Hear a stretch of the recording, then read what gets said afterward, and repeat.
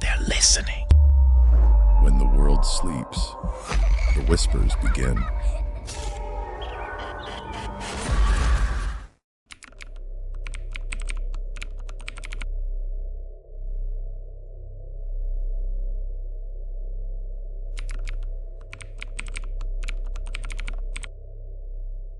There's a mirror in my studio that remembers more than I do.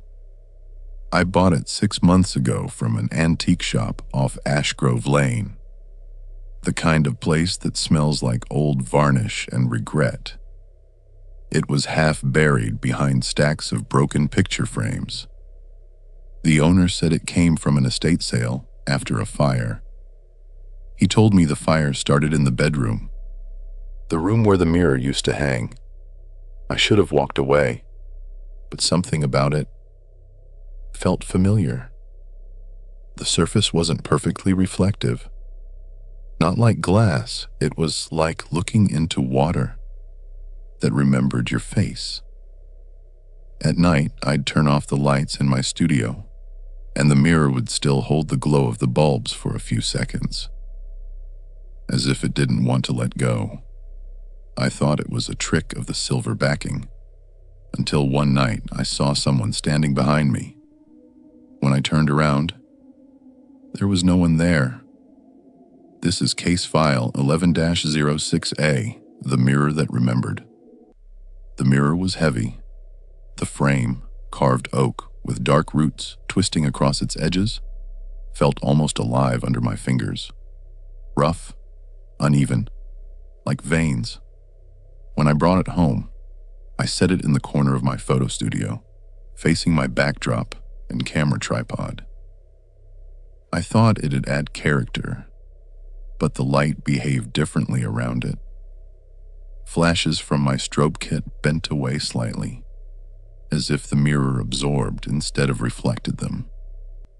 That first week, I didn't think much of it.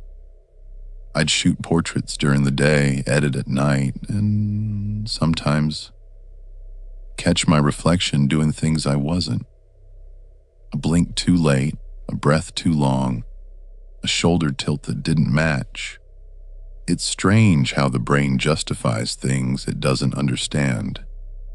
You tell yourself it's fatigue or a trick of perspective until it starts watching you back.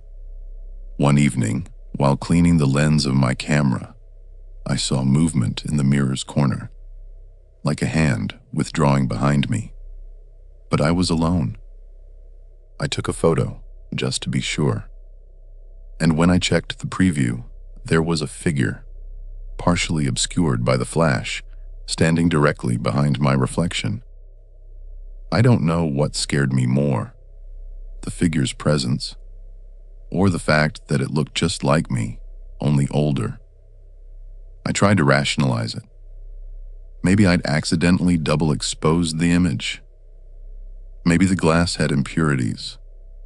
I even called a repairman to check the studio wiring, just to make sure no flickering lights caused optical interference. But when I showed him the mirror, he refused to touch it. He said, "That glass isn't right. It's pulling light, not reflecting it." He left without charging me. That night, I turned off every light, set my camera to video mode, and aimed it directly at the mirror, just to prove to myself that nothing was wrong. I let it record for 5 hours. When I played it back the next morning, the footage was clean, except for one frame, a single second where the reflection stood closer to the lens than I ever was. Its eyes were open. Mine weren't. It wasn't copying me anymore. It was waiting for me to stop. And every night after that, the reflection smiled a little wider. I switched to Polaroids, no files to corrupt, no timelines to argue with. I shot the mirror in an empty studio. No one behind me. No one in the building. The first print slid out and started to develop. Gray to fog. Fog to shapes. Shapes to people. Faces I didn't recognize, looking right at me through the glass. I took another shot. And another. 10 frames, then 20. By dawn, I had a floor of strangers who had stood where I was standing, separated from me by time and a piece of silvered glass. I arranged the prints by age of the paper.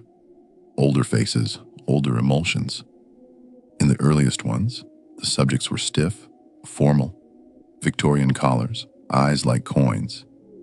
In the newest, they looked tired, contemporary. One man had my camera strap across his chest. Another woman wore my jacket, the tear on the left cuff. And in the very last print, the studio light fell at the same angle it always does, at 3:17 a.m. And the figure in the mirror was me, just a fraction older than I had any time to be. That's when the mirror started remembering forward. I tried to get back to work. Clients came. Clients left. But their proof sheets came back wrong. Family portraits with an extra person standing behind them, faded, like a reflection at the edge of their lives. A newborn session where the mirror showed a toddler instead, staring at me with the same eyes, as if time had admitted a mistake and corrected itself in the glass. I called one client, Mrs. Dallow, to apologize, to explain a processing error. She didn't answer. The next day, her sister did. "She's missing," she said. "We found her phone in the hallway outside your studio." Last text said, "I'm in the mirror, but it's not me." I hung up. I turned every light on. I tried not to look. The mirror brightened anyway. Like it was happy I finally understood what it had been doing to everyone who trusted its light. I checked the Polaroids again. In the bottom corner of one, written in wet silver, letters formed on their own, "Let me keep what I remember." And underneath that, 2 words it should not have known: "Thank you." The glass fogged from inside. Not breath, not temperature shift. Condensation like handwriting. I set a meter against the pane. No reading. I set my palm against it. The reflection set its palm over mine. Except it wasn't me anymore. Not exactly. The eyes were mine, older. The hair was mine, thinned. The mouth wasn't. It smiled with a shape my face hasn't learned. "What do you want?" I asked. The mirror nodded. A motion that didn't match me. It tilted its head to the left, inviting me to follow. Behind my now not my reflection, the studio expanded. Longer, deeper, as if the room remembered a version of itself from another century, and laid it over my own, imperfectly aligned. A woman stepped in from that older space, the woman from Mrs. Dallow's file. She looked at me, then through me, then at the mirror, like asking permission to be real. The reflection nodded again. She stayed, not with me, but with it. And the pain turned slightly warmer under my hand, like gratitude. Trades. It was trading. Memory for presence. Reflection for residence. And in that moment, I understood. It had never been copying me. It had been learning how to replace me. The frame's carvings were roots. I had thought that from the beginning. But at night, the knots looked more like knuckles, palms pressing outward from the wood, trying to open into my world. The mirror's edges softened. Perspective slid. The plane of the glass bowed like a curtain with a draft behind it. There was a door in that draft. Not wood, not paint. A hinge of light forming down the left side. Not a rectangle, but behavior. When it opened, the studio and the reflection stayed the same, but the time didn't. Strobes from sessions I hadn't shot yet flickered in the distance. Polaroids I hadn't taken yet fell in slow motion to a floor that wasn't mine, and something moved between the stands and chairs, wearing my height. "Show me," I said. The reflection obeyed. It stepped forward. I did not. From its side, I watched myself. Tomorrow, a week from now, a year, stand where I stood and argue with a glass that remembered my life better than I did.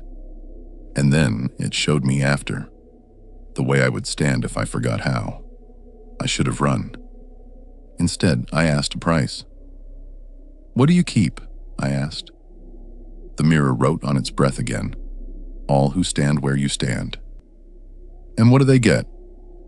A room that never ends. I thought of the missing. I thought of the ones who had smiled too easily in my proofs, as if someone had coached them from the other side of time. I thought of my own older face, practicing the curve of a mouth it would never have needed if it stayed human. I touched the hinge of light. It swung wider. I smelled old developer and wet silver, and a room lit by bulbs that blow out when you say your own name. "Show me how to come back," I said. The mirror didn't write anything. Instead, it dimmed, the way a living thing lowers its eyes when it knows you're going to do something stupid. I stepped in, or the studio stepped back, or the mirror stepped forward, and I didn't step at all. The hinge of light closed behind me, with the softness of a curtain deciding to be a wall. I was still in my studio. It was still mine. Everything just remembered itself differently. Polaroids floated up off the floor, images facing down.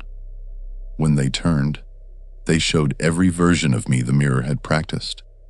Ages I hadn't reached, expressions I hadn't earned, exits I hadn't planned. I called out. My voice sounded like it was printed on fiber paper and left to dry. The reflection, the other me, stepped closer to the glass from the world I had left. He placed his palm where mine should have been.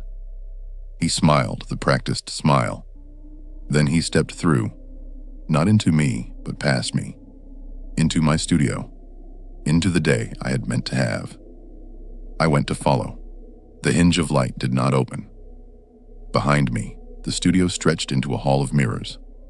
No frames, just planes of memory at different depths, all angled to show what I would have looked like if I had made better or worse choices. One mirror showed me with gray hair, a camera hanging like a weight. Another showed me holding a newborn, my hands gentle, my mouth saying a name I've never had the chance to say. The last showed me still, not dead, just perfectly remembered. Which is worse? "Let me out," I said. The room around me inhaled. A glass breath. 9 seconds in, none out. The door of light remained a drawing. Someone forgot to ink. From the other side, the new me ran my studio. He answered my phone with my voice. Clients laughed. They didn't know a rehearsal had replaced a person.